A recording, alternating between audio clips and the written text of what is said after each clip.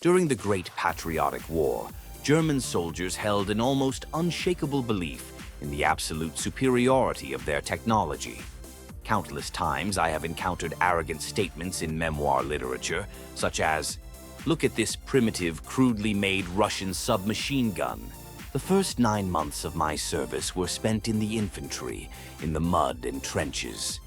During this time, I persistently and regularly submitted reports requesting a transfer to the tank troops, trying to escape this hell.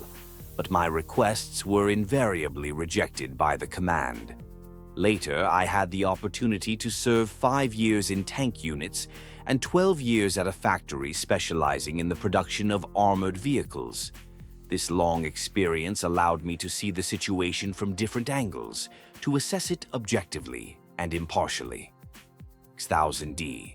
When on June 10, 1941, we began to be massively transferred to the east, the vast majority of soldiers, including myself, were firmly convinced that the Führer, with his characteristic cunning and foresight, had reached a secret agreement with the Russians about the unimpeded passage of German troops through their vast territory to Iran. This seemingly fantastic assumption had a quite logical and reasonable explanation. In North Africa, the brilliant General Rommel was successfully advancing, and all the necessary prerequisites were emerging to trap the British troops in a strategic pincer movement and finally gain long-awaited control over the richest Iranian oil fields. We, young, inexperienced, and full of naive hopes, jokingly called ourselves the Iranian Army and eagerly anticipated the promised Asian supplement to our salary. However, on the late evening of June 21st, we heard the long-awaited but at the same time alarming order for an immediate offensive into the territory of the USSR. And at that very moment, we clearly understood that we would not see an easy and swift victory this time, as in Poland and France. A hard, bloody, and protracted war awaited us, full of uncertainty and mortal dangers. To be completely honest, we young and foolish ones ourselves, to some extent, yearned for war because we were only 18 years old, and we hadn't had the chance to participate in previous military campaigns, neither in the capture of Poland nor in the triumphal march through France. We certainly hoped that this war would be just as swift, victorious, and bloodless. In the early morning, we enthusiastically went on the offensive, but we weren't among the elite vanguard units. Only occasionally did distant sounds of artillery explosions reach us as we slowly advanced in deep reserve. Thus, we marched for 3 long days. And then, quite unexpectedly, on the 3rd day, the gearbox of our ideal, as we then thought, tank suddenly broke down. We were helplessly stuck in the middle of an endless Russian field without having had the chance to participate in real combat, already completely incapacitated. This was the first unpleasant surprise that abruptly dampened our youthful ardor. Our broken tank was shamefully towed to the nearest repair shop in the small town of Lida, and only after a few days were we finally able to continue our movement eastward. We caught up with our company near Minsk, where we first encountered real, brutal war, face to face with death. Our gunner, carelessly peeking out of the hatch, immediately fell back into the tank, struck by an enemy bullet. The reality of war turned out to be far more cruel and merciless than we had imagined in our youthful dreams. At the end of August, our regiment was ordered to undertake a grueling 800-kilometer march northward. This long and arduous journey, during which our suffering tank broke down several more times, resembled some meaningless excursion through an unfamiliar and mysterious country. The vast expanses of Russia were striking in their endless size, gigantic, seemingly boundless spaces and lands.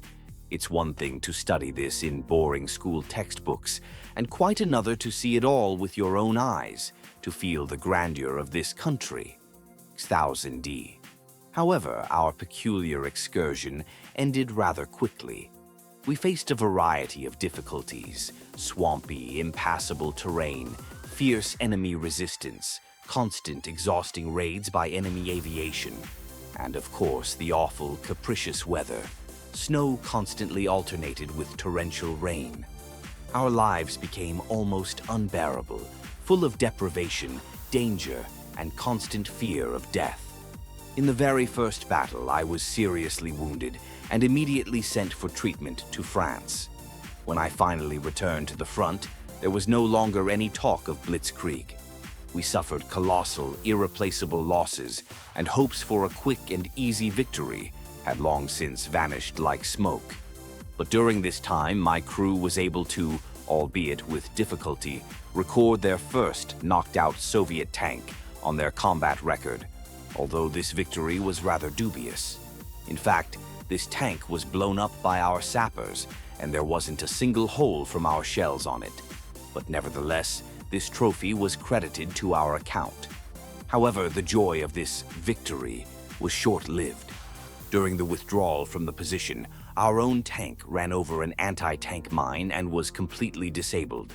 Soon we were relocated to the Caucasus region and finally given a new tank, although it was already considerably battered in previous battles. However, this machine also broke down rather quickly and became unusable. After that, to my greatest surprise and joy, I was sent to Special Tiger Tank Commander courses. I was overjoyed to learn that I would now command such a powerful and modern machine, which I had only dreamed of before.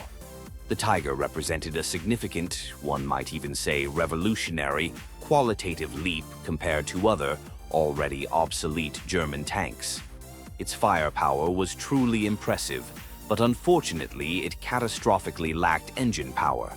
Because of this, the tank's speed was extremely low, making it a vulnerable target.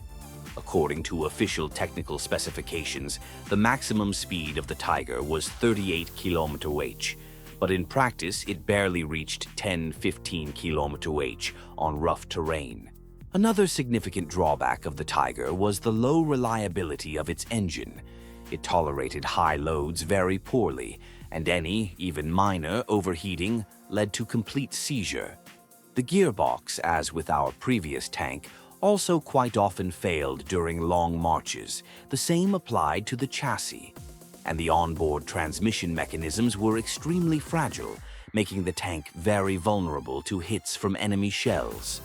The Tiger was undoubtedly ideal in battle, but only on the condition that it didn't have to move far and could remain in one well-fortified position. 1000D.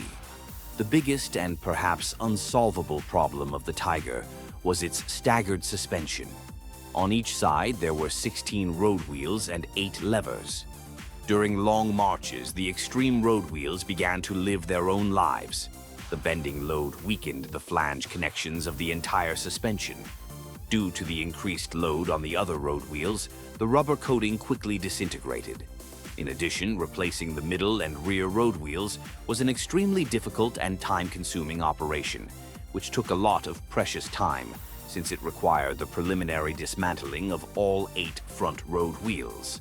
Our ideal, as we initially thought, German machine on closer inspection turned out to be far from flawless, and I even regretted becoming a Tiger commander. My combat career ended with another, not my first, injury and a knocked-out Tiger. In the battles at Kursk, it received several seemingly minor hits, after which a large crack formed in the armor plate, and the track drive was completely destroyed. While we waited for a new Tiger, our offensive inexorably turned into a disorganized retreat, and the war itself into a continuous series of failures and bitter defeats.